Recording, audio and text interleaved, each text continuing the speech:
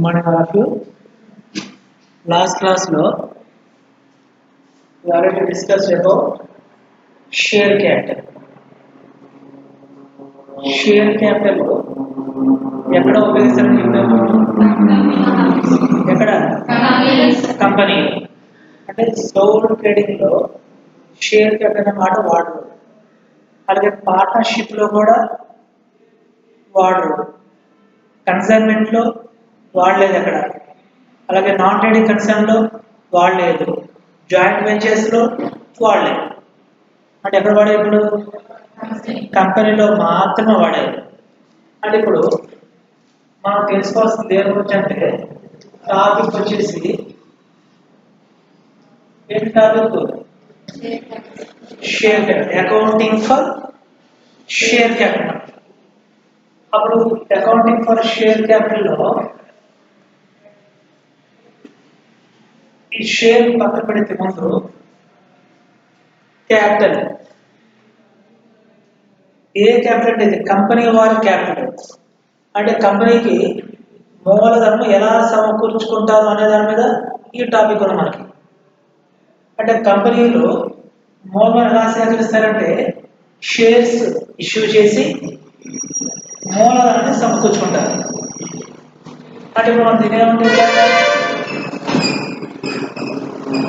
Issue of shares అంటే ఈ topic మనకి ఇష్యూ ఆఫ్ షేర్స్ అంటే కంపెనీలో వాటాలు జారీ చేసి మూలధనాన్ని ఏ విధంగా సమకూర్చుకుంటారు అందులో సోల్ ట్రేడింగ్ అనుకోండి మూలధనం అంతా ఎవరు సమకూరుస్తారు సొంత వ్యాపారస్తులు ఎవరైతే వ్యాపార సంస్థ యజమాని ఎవరైతే వాడు ఒకడే సమకూర్చుకుంటాడు పార్ట్నర్షిప్లో అయితే పార్ట్నర్స్ ఇద్దరుంటే ఇద్దరు ముగ్గురుంటే ముగ్గురు నలుగురుంటే నలుగురు సమకూర్చుంటారు అదే కన్సైన్మెంట్ అయితే కన్సైనరే సమకూరుస్తాడు అలాగే మనకి జాయింట్ వెంచర్ అయితే ఆ తాత్కాలిక భాగస్వాములు ఎవరైతే పార్ట్నర్స్గా ఉన్నారో వాళ్ళు సమకూరుస్తారు అదే నాట్ ఎట్ కన్సర్న్స్ అయితే వ్యాపార సంస్థలు అయితే చందాలు లేదా విరాళాలు ప్రవేశ రుసుములు ఇలాంటి వాటి ద్వారా పడాల్సిన కొంత మొత్తాన్ని క్యాపిటల్ ఫండ్కి డైవర్ట్ చేస్తారు కానీ కంపెనీలో అలా కోరుతుంది ఎందుకంటే కంపెనీలో మూలధనము స్వల్ప మొత్తాలు సరిపోవు అంటే భారీగా కావాలంటే అప్పుడు మూలధనం సమకూర్చే వ్యక్తుల సంఖ్య కూడా ఏమవ్వాలి భారీగా ఉండాలి అంటే భారీగా ఉండాలి అంటే ఎక్కువ మందిని ఆకర్షించాలి అంటే అప్పుడు మూలధనాన్ని ఏం చేస్తారంటే చిన్న పార్ట్గా విడబడతారు చిన్న భాగాలు మనం ఏమంటే ఇక్కడ షేర్స్ అంటాము లేదా పార్ట్స్ అంటాము లేదా పీసెస్ అంటాము ఇంకేమంటాం భాగాలు చిన్న భాగాలు అలాగే షేర్స్ గా విడబడతారు లేదా పార్ట్స్ విడబడతారు పీసెస్ గా విడబడతారు అంటే సింపుల్ గా చెప్పాలంటే కంపెనీ యొక్క మూలధనం మొత్తం కలిపి 10,000 ఉందనుకోండి ఎగ్జాంపుల్ 10,000 ఉంది క్యాపిటల్ అప్పుడు వాటాదారులను కూడా 10,000 మందిగా విడబడుతున్నకోండి అంటే ఇప్పుడు ఎన్ని వాటాలు విడబడతాం మనం ఇప్పుడు ఈ 10,000 రూపాయలని 10,000 మందికి వాళ్ళు మనం పంచాలి అంటే ఒక్కొక్క భాగం ఎంత అవుద్ది 1 రూపీ అవుతుంది 1 రూపీ కట్టి షేర్ హోల్డర్గా జాయిన్ అవ్వలేరా జాయిన్ అవ్వలేరా 1 రూపాయి కట్టి వాటాదారుగా జాయిన్ అవ్వండి కంపెనీ వాళ్ళు జాయిన్ అవ్వలేరా ఏమో అర్థమవుతుందా అర్థమవుతుందా రెస్పాన్స్ రావాలి వస్తూ ఉంటే తెలుస్తుంది 1 రూపాయి కట్టి వాటాదారుగా చేరమంటే చేరలేరు ఎవరు మీరు కూడా చేరుకోవచ్చు రూపాయి కట్టలేరా సో 100 రూపాయలు కట్టమని కట్టేస్తారు మీరు కూడా కట్టలేరా అంటే మూలధన సేకరణ చేయడం కోసం వేస్తారు కంపెనీ వాళ్ళు మూలధనాన్ని వాటికి అనువైన విధంగా లేదా పబ్లిక్కి వెసులుబాటు ఉండే విధంగా లేదా షేర్స్ ఎప్పుడు అమ్ముడుపోయే విధంగా సాధ్యమైనంత తక్కువ విడగొడతారు చిన్న భాగాలు లేదా ఒక్కొక్క షేర్ వాల్యూ 10 రూపాయలు విడగొట్టడం అనుకున్నారు ఎగ్జాంపుల్ ఒక్కొక్క షేర్ వాల్యూ 10 రూపీస్ విడగొట్టడం అనుకున్నారు ఇప్పుడు 10,000 రూపాయల మూలధనము ఎన్ని షేర్స్ అవుతుంది 1000 షేర్స్ అవుతుంది అప్పుడు షేర్ హోల్డర్ల సంఖ్య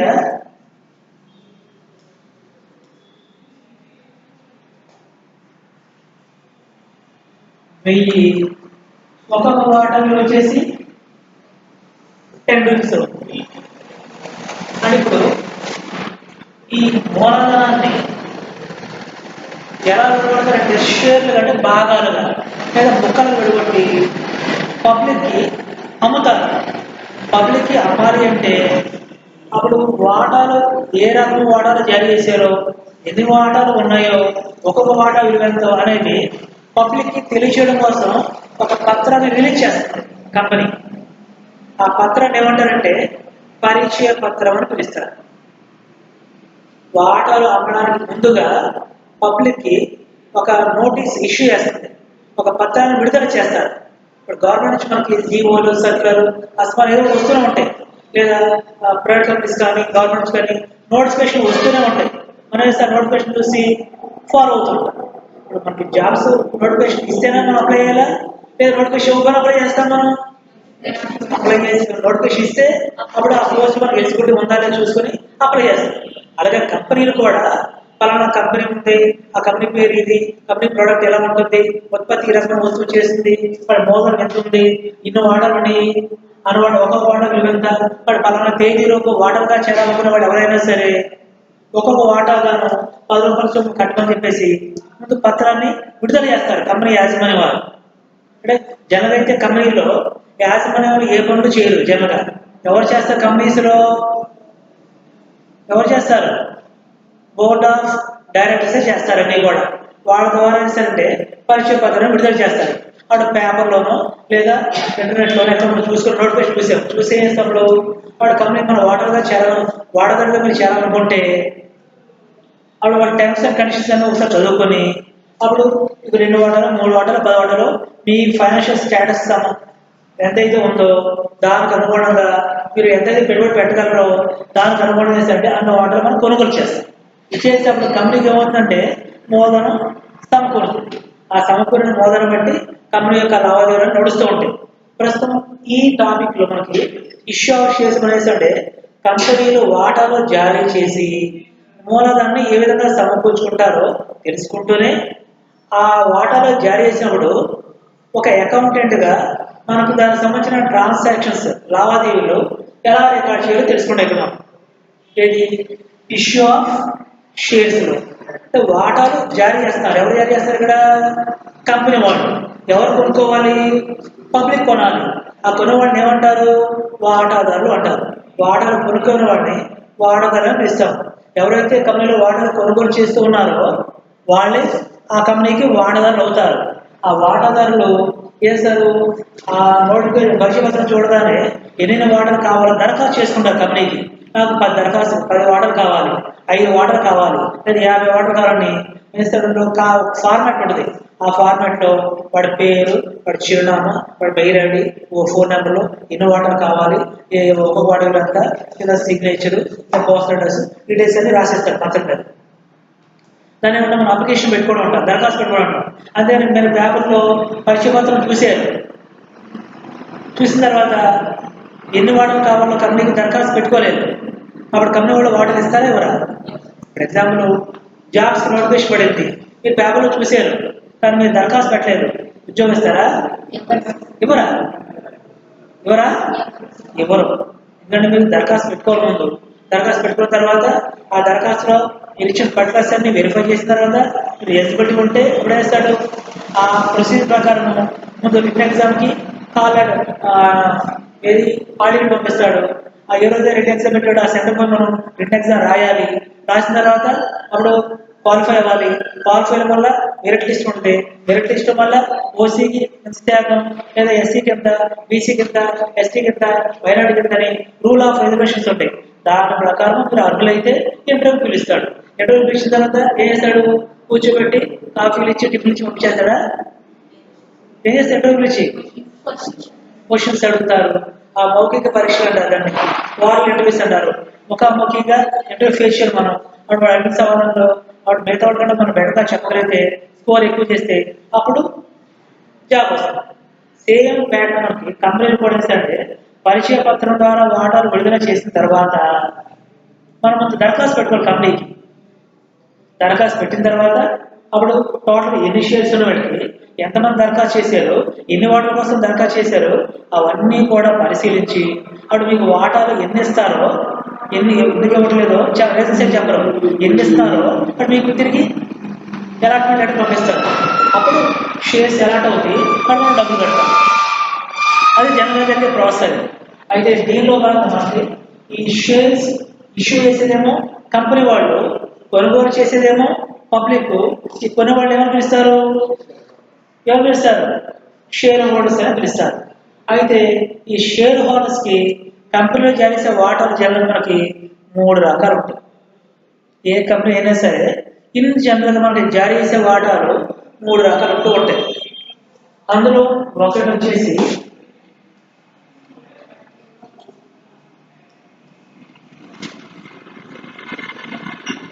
equity shares,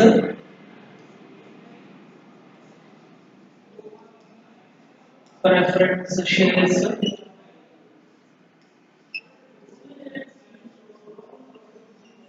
default shares.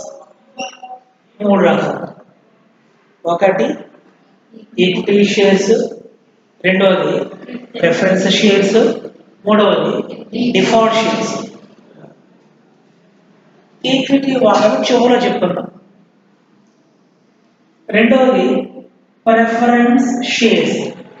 Preference అంటే ముఖ్యమైనవి, ప్రాముఖ్యమైనవి, లేదా ఎక్కువ విలువ ఉన్నవి, లేదా ప్రియారిటీ కలిగినవి అని అర్థం. ప్రిఫరెన్స్ అంటే అదంటే ప్రాధాన్యత ఎక్కువ ఇస్తాం వాడికి, అంతే కదా. అంటే ఉన్న 3 రకాల షేర్స్లో ఎక్కువ ప్రాధాన్యత లేదా ముందుగా ప్రాధాన్యత ఎవరికి ఇవ్వాలంటే ఈ వాటాలకి ఇవ్వాలి. అంటే ఈ వాటా ఎవరైతే కలిగి ఉంటారో వాళ్ళ ఫస్ట్ ప్రయారిటీ మనం. అండ్ ఎగ్జాంపుల్ తిరుమల తిరుపతి వెళ్ళినప్పండి, మనందరూ క్యూలో వచ్చున్నాం, సీఎం గారు వచ్చినప్పండి దర్శనం ఎవరికి ఇస్తారు? మీకు ఎందుకెవరు? ఆయనకి ఒక ప్రత్యేక స్థానం ఉంది రాష్ట్రంలో. రాష్ట్రానికి ముఖ్యమైన వ్యక్తి అయినా ఆయనకు ముందు ప్రయారిటీ ఇవ్వాలి, ముందు ప్రిఫరెన్స్ ఇవ్వాలి, తర్వాత మిగతా వాడు. అందుకని ఆయన నుంచి వెళ్ళి సమర్పిస్తారా? ఇవ్వరు. అలాగే ఇక్కడ కూడా ఈ 3 రకాల వాటాలలో కంపెనీలు ఫస్ట్ ప్రయారిటీ ఎవరికి ఇస్తారంటే ఆధిక్యపు వాటాలకు ఇస్తారు. ఈక్విటీ వాటాలు, ఆధిక్యపు వాటాలు, విలంబిత వాటాలు తెలుగులో. ఈక్విటీ వాటాలు లేదా నామమాత్రపు వాటాలు అంటారు వాటిని. ఈక్విటీ వాటాలన్నా నామమాత్ర వాటాలన్నా ఒకటే. ఆధిక్యపు వాటాలు, విలంబిత వాటాలు. అయితే ప్రిఫరెన్స్ షేర్స్ అని ఎందుకంటే ఉండేవాడికి ఈ వాటాలు కలిగిన వాడికి ముందు ప్రయారిటీ ఇవ్వాలి, ప్రిఫరెన్స్ ఇవ్వాలి. అంటే ఆధిక్యం అంటే తెలుగులో ప్రిఫరెన్స్ షేర్స్ అంటే ఇక్కడ ఆధిక్యము.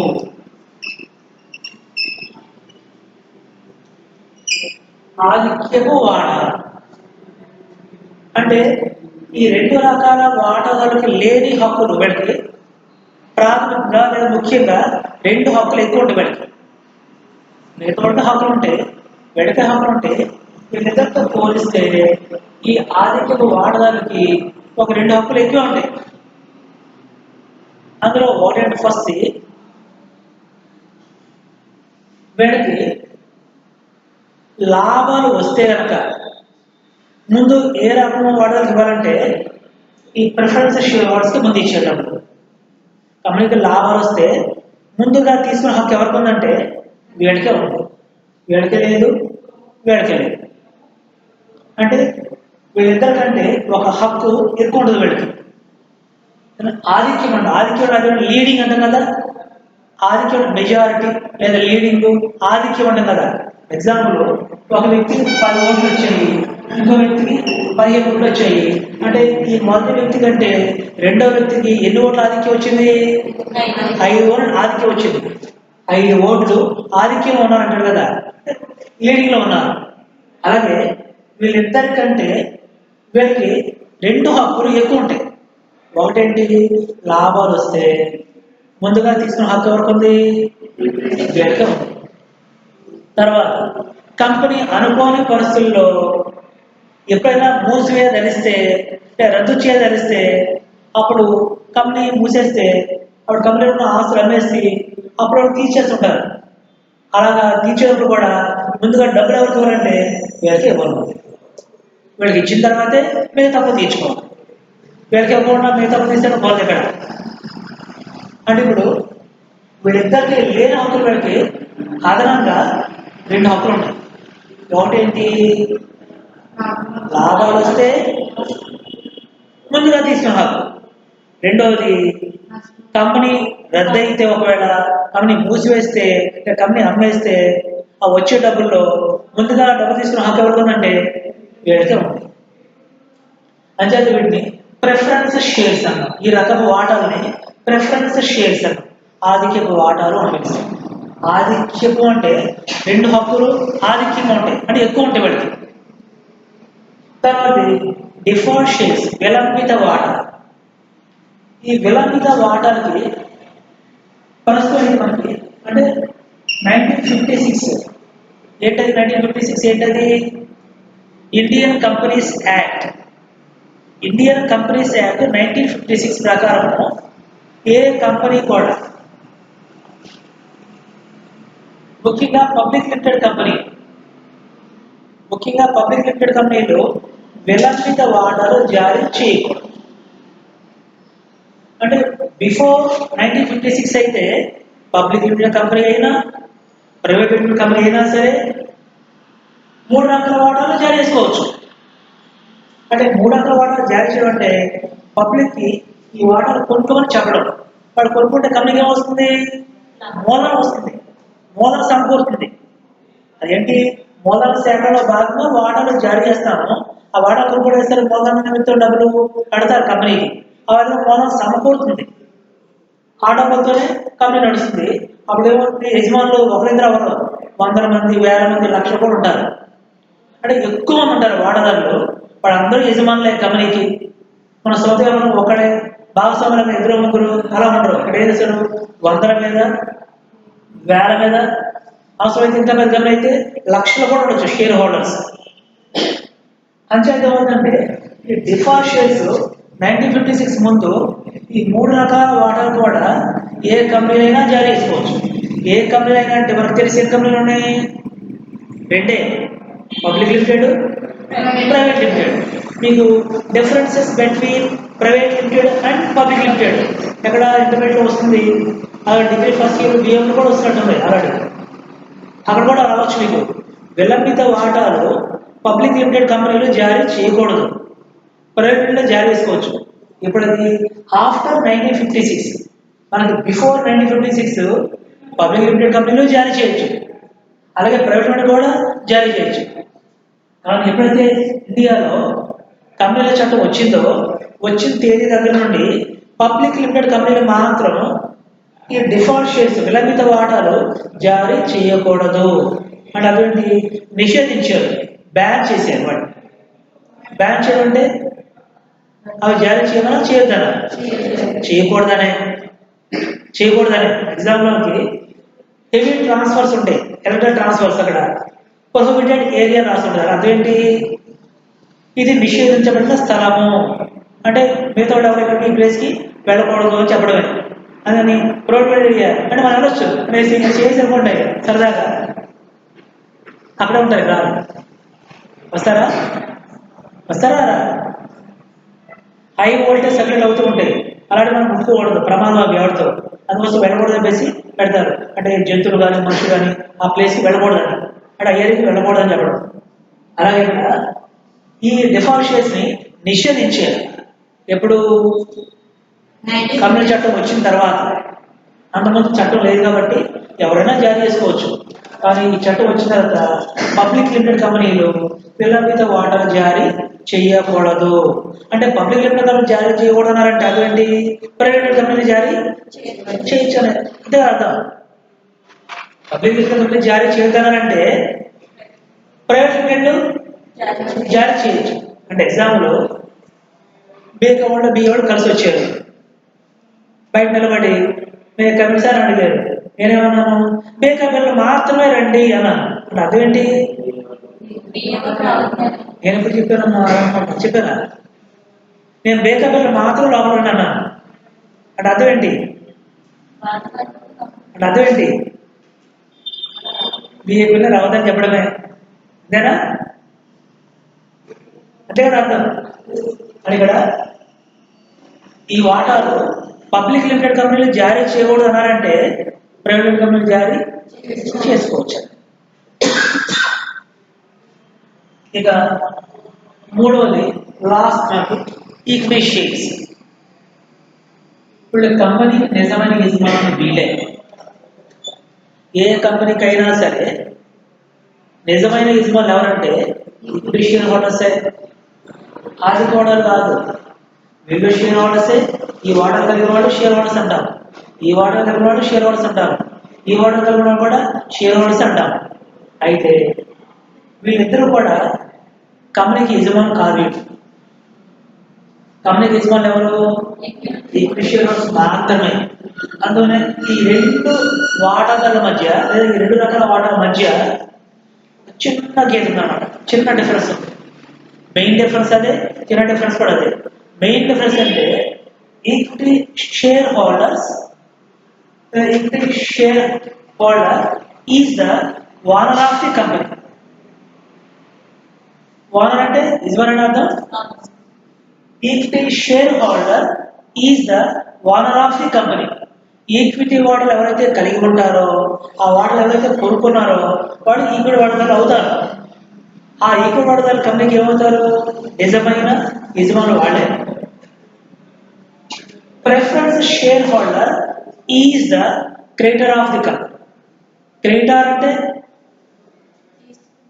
Preference share holder is the creditor of the company. Creditors means English medium word. Creditors means రుణదాత. రుణదాతలు అంటే కంపెనీకి అప్పులు ఇచ్చిన వాళ్ళు మాత్రమే. యజమాని వేరు, అప్పిషన్ వేరు. ఎగ్జాంపుల్, మన ఇంటి కోసం మనం 10 లక్షలు పెట్టుబడి పెట్టాము, 1 లక్షలు సరిపోక అప్పు తెచ్చాము. యజమాని మీరే వాడా, ఇంటికి యజమాని మీరే వాడా, ఎవరవుతారు? అర్థమవుతుందా? అర్థమవుతుందమ్మా. ఒక గృహాన్ని కట్టుకోవడానికి మీరు 10 లక్షలు పెట్టుబడి పెట్టారు. ఆ డబ్బులు సరిపోక 1 లక్ష రూపాయలు 2 లక్షల రూపాయలు తెలిసిన వాళ్ళ దగ్గర అప్పు చేశారు. ఇప్పుడు గృహానికి యజమాని మీరా, అప్పించినవాడా? మీరే. అప్పించినోడు కాదు యజమాని. వాడు కేవలం ఏమవుతాడు? మనకి రుణదాత మాత్రమే. రుణదాత మాత్రం, వాడు అప్పించినోడు మాత్రమే. అప్పు మనం ఎప్పుడైనా సరే వడ్డీతో సహా తిరిగి ఇచ్చేస్తాం. దాంతో వాడికి మనకి చెల్లు. ఇక్కడ కూడా సేమ్ అలాగే ప్రిఫరెన్స్ షేర్స్ ప్రస్తుతానికి మూలధన అవసరాల నిమిత్తం మనం జారీ చేస్తాము. కానీ పబ్లిక్ కూడా వాటాను కొంటారు. కానీ వాళ్ళు యజమానులు కాదు, వాళ్ళు షేర్ హోల్డర్సే.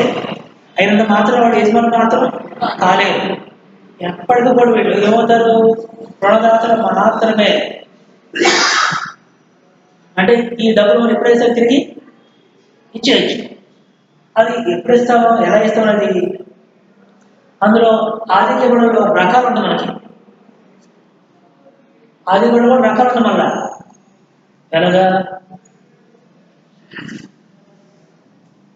ఈ విమోచని ఆధిక్య పడాలు, అవిమోచని ఆధిక్య పడాలు, తర్వాత లాభాల వాటా పంచుకుని ఆధిక్య పడాలు, రకరకాలు ఉంటాయి. అందులో మన క్లాసిఫికేషన్ ఆఫ్ ప్రిఫరెన్స్ షేర్స్ మీకు వస్తుంది. ఇక్కడ థియరీ పార్టీ వచ్చి మీకు ఆల్రెడీ. ఇక్కడ మన topic and main issue of shares. కంపెనీలు వాటాలు జారీ చేసేవాడు వాడు పబ్లిక్ అంటే వాటాలు కొనుక్కున్న వ్యక్తులు మూలం సమకూరుస్తారు కంపెనీకి. ఆ ఇద్దరి మధ్య జరిగే లావాదేవీలు ఒక అకౌంటెంట్ మనం ఎలా రికార్డ్ చేస్తాం, అది మన టాపిక్. అది అయితే టాపిక్లకు వెళ్లే ముందు, లెక్కలకు వెళ్లే ముందు అసలు బ్రీఫ్గా కంపెనీ అంటే ఏంటో నేను క్లాసులో చూసాం. మనం జస్టిస్ జేమ్స్ ఏం చెప్పారు, అలాగే చీఫ్ జస్టిస్ మార్షల్ చెప్పారు, అలాగే Indian companies act 1956 section 20 subsection 2 ఏం చెప్తుంది. ఇవి జనరల్గా మనం డిఫరెన్షియల్ చూస్తాం. కంపెనీ అంటే ఏంటి అంటే ఇప్పుడు వాటాలు ఎవరు జారీ చేస్తారు? కంపెనీలే జారీ చేస్తాయి. సొంత వ్యాపారస్తుడు వాటాలే జారీ చేయడు. భాగస్వామ్య వ్యాపార సంస్థలు వాటాలు జారీ చేయరు, అలాగే కన్సైనర్లు వాటాలు జారీ చేయడు, అలాగే ఉమ్మడి వ్యాపార సంస్థలు వాటాలు జారీ చేయరు, అలాగే వ్యాపార సంస్థలు కూడా వాటాలు జారీ చేయరు. కంపెనీలో మాత్రమే జారీ చేస్తారు వాటాలు. దాన్ని ఇష్యూ ఆఫ్ షేర్స్ అన్నమాట. ఇష్యూ ఆఫ్ షేర్స్ లో మనం ఎన్ని రకమైన వాటాలు మనకి ఇక్కడ 3 రకాలు ఉన్నాయి.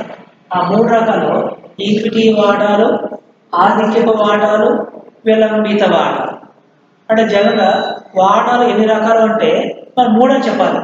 అయితే ప్రస్తుతం మనకి పబ్లిక్ లిమిటెడ్ కంపెనీలు విలంబిత వాటాలు జారీ చేయకూడదు. అంటే జనం మనకి వాటాలు 3 రకాలు చెప్పగానే ఈ 3 చెప్తాం. కానీ పబ్లిక్ లిమిటెడ్ కంపెనీలు ఏ రకం వాటాలు జారీ చేస్తారు అంటే ఇది చెప్పకూడదు. ఏం చెప్పాలి? ఆ పై 2 మాత్రం చెప్పాలి. ఈక్విటీ వాటాలు జారీ చేయొచ్చు, ఆధిక్య వాటాలు జారీ చేయొచ్చు, లేదా ఈక్విటీ వాటాలు ఒకటే జారీ చేయొచ్చు, లేదా ఈక్విటీ వాటాలు జారీ చేయొచ్చు, అలాగే దాంతోపాటు ఆధిక్య వాటాలు కూడా జారీ చేయొచ్చు. చేస్తే ఈ వాటాలు జారీ చేసిన తర్వాత ఈ అమౌంట్స్ మనం బ్యాలెన్స్ షీట్లో చూపించాలి కదా. చూపించాలంటే బ్యాలెన్స్ షీట్లో అప్పుల వైపు ఎలా చూపిస్తాం మనం? జనరల్గా మూలధనం చూపిస్తాం. మూలధనం అప్పుల వైపు చూపిస్తాం. మూలధనం ఈ వాటా ద్వారా సమకూర్చిన మూలధనం చూపిస్తామంటే అప్పుల వైపు చూపిస్తాం. అంటే అప్పుల వైపు మనం చూపించే మూలధనాలు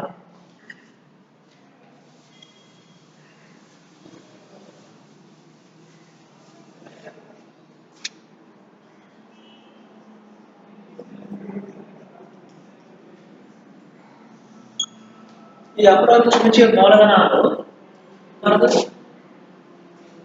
6 రకాలు ఉంటాయి. కానీ మన బ్యాలెన్స్ షీట్లో 5 చూపిస్తే సరిపోతుంది. ఎలాగైతే 6 ఉంటే 6 కూడా చెప్తాను మీకు. మనం 5 చూపిస్తే చాలు. ఎందుకంటే మనం చూపించే అకౌంట్స్ లో ముగింపు లెక్కలో మూలధనం అంటే ఎన్ని వేసేవాడు? ఒకటే వేసేవాడు. ఫస్ట్ ఇయర్లో సొంత వ్యాపారం లెక్క చేసేది. అలాగే సెకండ్ ఇయర్లో కంపెనీ ముగింపు లెక్క ఇప్పుడు చూస్తామా, ఆ కంపెనీ ముగింపు లెక్కలు కూడా వస్తుంది మూలధనం. కానీ ఇంటర్మీడియట్లో చూసారు ముగింపు లెక్కలు, డిగ్రీ ఫస్ట్ ఇయర్ కూడా చూసారు ముగింపు లెక్కలు. మూలధనం అనే అంశాన్ని ఆస్తి అప్పుల పట్టీలో అప్పుల వైపు చూపిస్తాం. ఎన్ని చూపిస్తాం? మూలధనాలు ఒకటే చూపిస్తాం. కానీ ఇక్కడ ఈ చాప్టర్లో మనం కొద్దిగా ఎలాబరేట్గా, కొద్దిగా క్లారిటీగా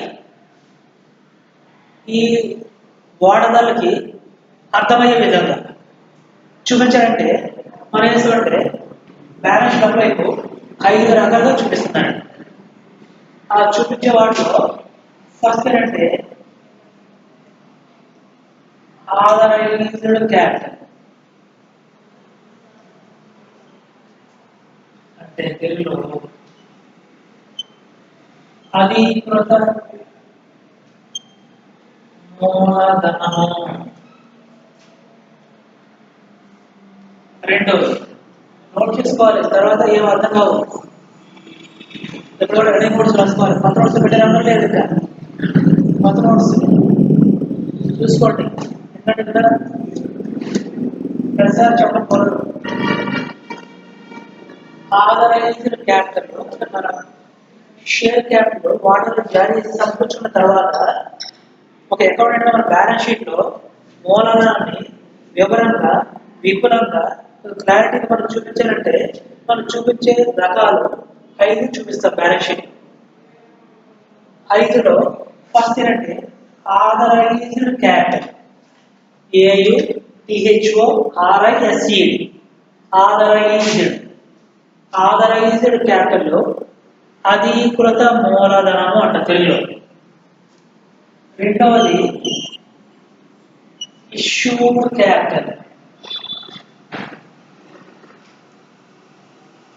సెకండ్ క్వశ్చన్ కాబట్టి కొద్దిగా మీరు స్టాండర్డ్స్ పెంచుకోవాలి. ఇష్యూడ్ క్యాపిటల్ అంటే తెలుగులో జారీ చేసిన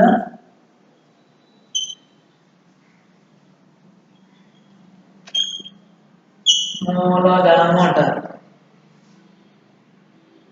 రెండవది ఇష్యూడ్ క్యాపిటల్ జారీ చేసిన మూలధనము. మూడవది సబ్స్క్రైబ్డ్.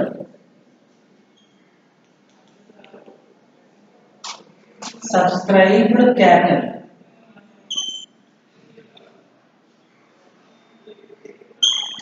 చందా అయిన మూలధనము. Subscribed capital. సబ్స్క్రైబ్డ్ క్యాపిటల్ చందా అయిన మూలధనం.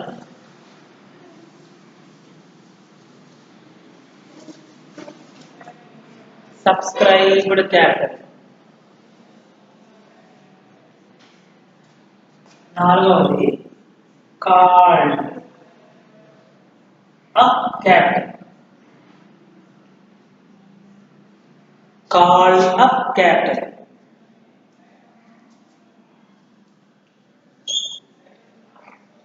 కోరిన మూలధనము అంటారు. కాల్డ్ అప్ క్యాపిటల్ కోరిన మూలధనము. ఐదవది పెయిడ్ అప్ క్యాపిటల్.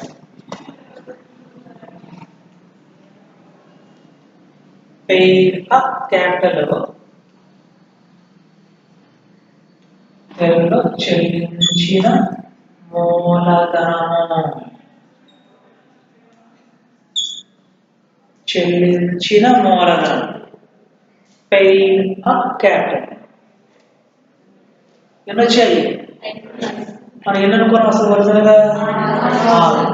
6 కూడా ఇక్కడ రావాలి ఈ పాటలో.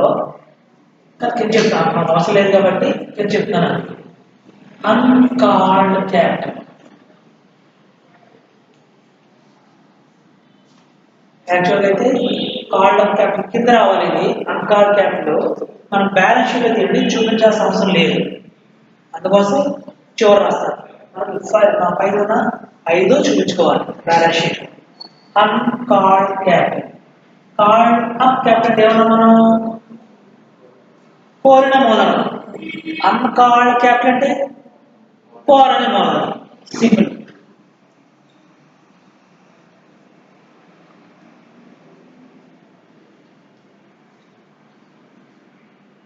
కోరని మూలధనము. ఈ 5 కూడా బ్యాలెన్స్ షీట్ లో అప్పుల వైపు చూపించాలి. అయితే 5లో ఇది ఫస్ట్ 4 చూపిస్తాం, కానీ మనం బ్యాలెన్స్ షీట్ అప్లై టోటల్ వేసేప్పుడు ఇవి కలపకూడదు. ఇది సపరేట్, కలపకూడదు. టోటల్ కలవకూడదు. ఇది సపరేట్, ఇది టోటల్ కలవకూడదు. ఇది సపరేట్, ఇది టోటల్ కలవకూడదు. ఇది సపరేట్, ఇది టోటల్ కలవకూడదు. ఇది ఒకటి మాత్రం టోటల్ చేసుకోవాలి. బ్యాలెన్స్ షీట్ అప్లై టోటల్ వేసేటప్పుడు ఇవి చూపిస్తాము, కానీ టోటల్ వేసేటప్పుడు కలపం పెట్టలేదు. దేని దానికి ఇండివిజువల్గా చూపిస్తాం, చూపించేసి 2 పేజీలు తీసి వదిలేస్తాం అంతే. కానీ ఏది కౌంటబుల్, ఏది టోటల్ తీసుకోవాలి? ఇది ఒకటే తీసుకోవాలి. ఇది ఒకటే తీసుకోవాలి, ఇంకేం తీసుకోవడం. పై చూపించాలి బ్యాలెన్స్ షీట్ అప్లై అధికృత వాటాలు ఎన్ని, జారీ చేసిన వాటాలు ఎన్ని, చందైన వాటాలు ఎన్ని, అలాగే కోరిన వాటాలు ఎన్ని, అలాగే చెల్లించిన వాటాలు ఎన్ని వివరంగా చూపించాలి. కానీ బ్యాలెన్స్ షీట్ అప్లై టోటల్ వేసేటప్పుడు ఈ పైన 4 కూడా టోటల్ అమౌంట్ కి కలపకూడదు. ఇది మాత్రమే పెయిడ్ అప్ క్యాపిటల్ ఒకటే కౌంట్ చేసుకోవాలి, అది ఒకటే చూసుకోవాలి. ఇది బ్యాలెన్స్ షీట్ చూపించే విధానం. ఇప్పుడు ఈ అధికృత మూలధనం జారీ చేసినవి చదవడానికి చెప్పాలి అంటే మళ్ళీ ఒకసారి బ్యాక్ వస్తుంది. ఒకసారి మనం బ్యాక్ వచ్చి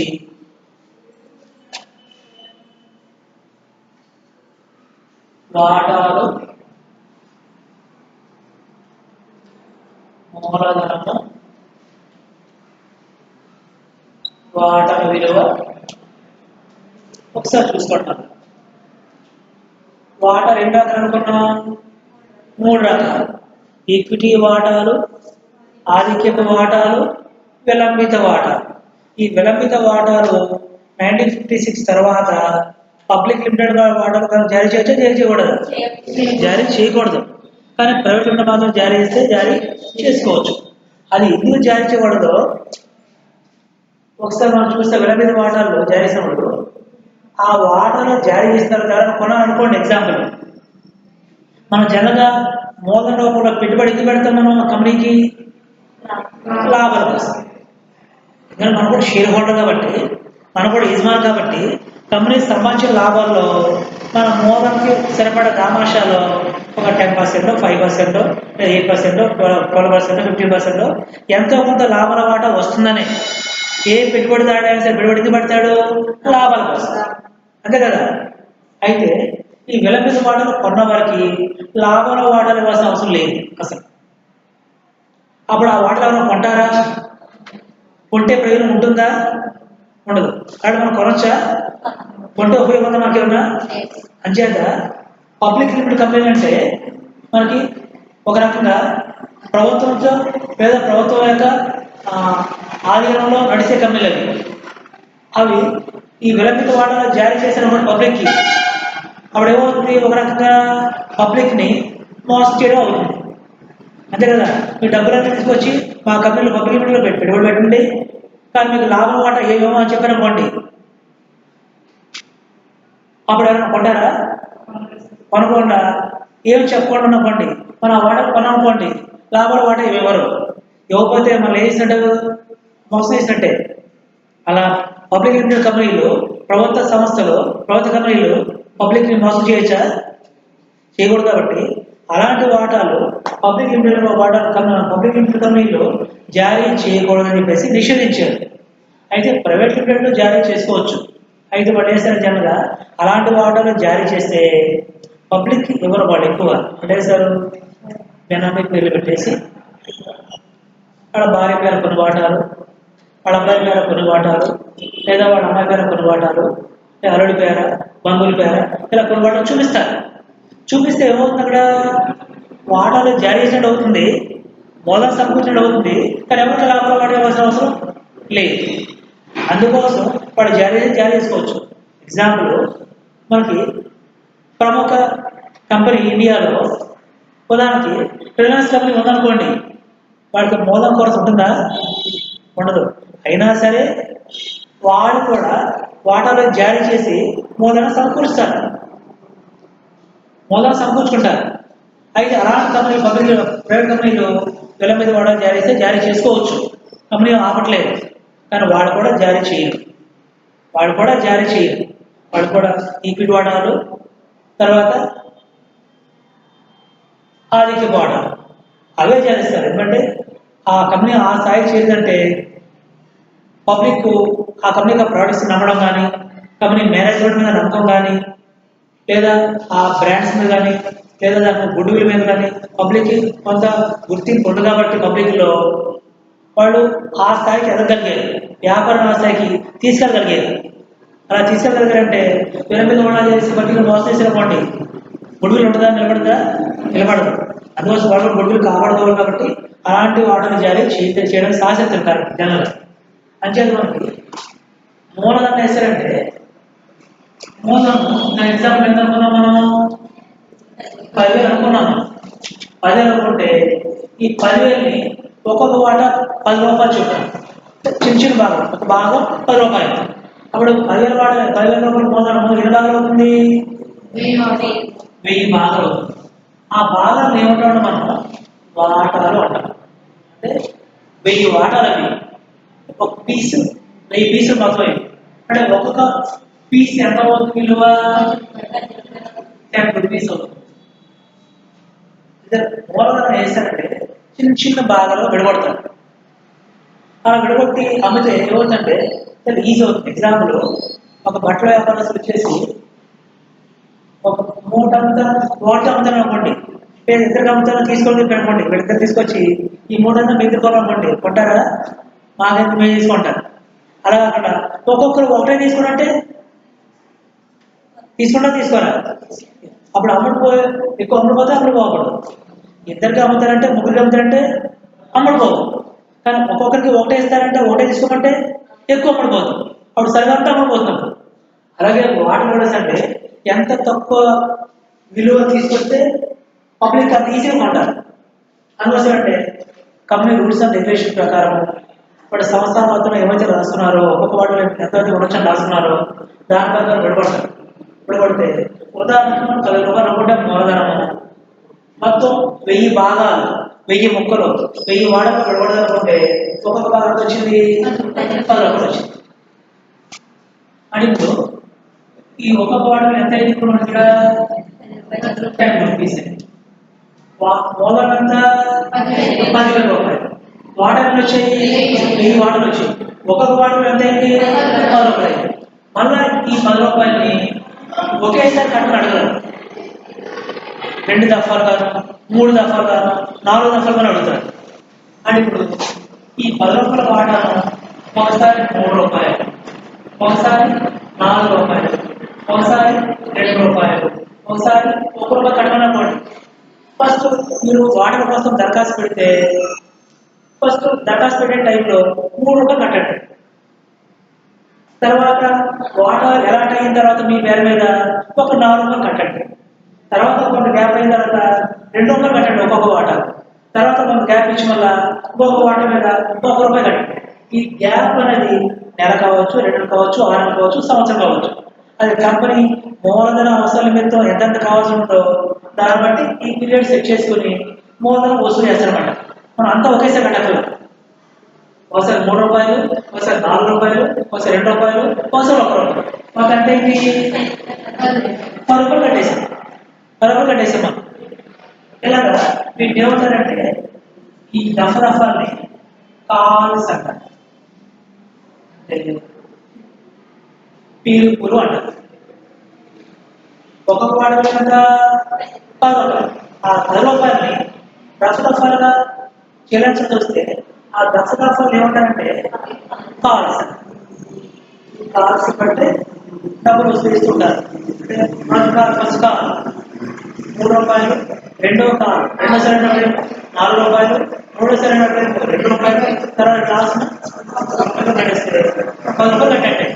ఇప్పుడు ఒక షేర్ పూర్తి మనం కట్టేసాడు వచ్చింది. ఒకేసారి 10 రూపాయలు కట్టమంటే కొంతమంది కష్టం అవ్వచ్చు. కానీ ఎలా కట్టమంటే చాలా ఈజీ. అంటే కట్టేవాడికి ఈజీ. తర్వాత కంపెనీకి ఒకేసారి మూలధనం సమకూర్చి పోగొట్టేసి ఉంచాల్సిన అవసరం లేదు. ఎంత అవసరమో అంతే చేస్తారు. అంతే కట్ చేసి ఆ కంపెనీ అవసరం కోసం వాడుకుంటారు. మళ్ళీ అవసరమైనప్పుడు మళ్ళీ పీపుల్ ఇస్తారు. మన డబ్బులు వస్తాయి. మళ్ళీ కంపెనీ కార్యక్రమాలు చేపడతారు. మళ్ళీ కొంతకాలం తర్వాత మళ్ళీ మూలధనం అవసరం కావాలి మరో పీపుల్ ఇస్తారు. అలా దఫాలుగా వసూలు చేస్తూ ఉంటారు. కాబట్టి ఈ వసూలు దఫాలని పీలుపులు లేదా కాల్స్ అని పిలుస్తారు. అంటే మనం ఈరోజు తెలుసుకున్న విషయాలు ముఖ్యంగా 4 విషయాలు. ఒకటి వాటాలు ఎన్ని రకాలు? 3 రకాలు. ఈక్విటీ వాటాలు, ఆర్థిక వాటాలు, పిరమిడ్ వాటాలు. బ్యాలెన్స్ షీట్ మనం చూపించే మూలధనాలు ఎన్ని రకాలు చూపించాలి? 5 రకాలు. ఇది అవసరం లేదు. అధీకృత మూలధనము, జారీ చేసిన మూలధనము, చందన మూలధనము, కోరిన మూలధనము, చెల్లించిన మూలధనం. తర్వాత మూలధనాన్ని చిన్న చిన్న భాగాల్లో విడగొడితే ఆ చిన్న చిన్న భాగాలు ఇవ్వడం మనం షేర్స్ అంటాం, వాటాలు అంటాం. అలాగే ఆ మూలధనాన్ని ఈ షేర్లతో భాగిస్తే ఎంత వస్తుందో ఏముంది? వాట విలువ ఉంది. ఈ వాట విలువ కూడా ఒకేసారి కాకుండా దఫాలు కడుతూ రావాలి. ఆ దఫాలు ఏమంటారంటే పిలుపులు అంటారు. అంటే 4 పాయింట్స్ నేర్చుకుంటాయి ఈరోజు. అంతేనా? నేనేమో ఇంట్రడక్షన్ నేర్చుకున్నాం, చూసాము. ఆ డెఫినేషన్ చూసాము. ఈరోజు ఈ 4 విషయాలు నేర్చుకుంటాయి. కనెక్షన్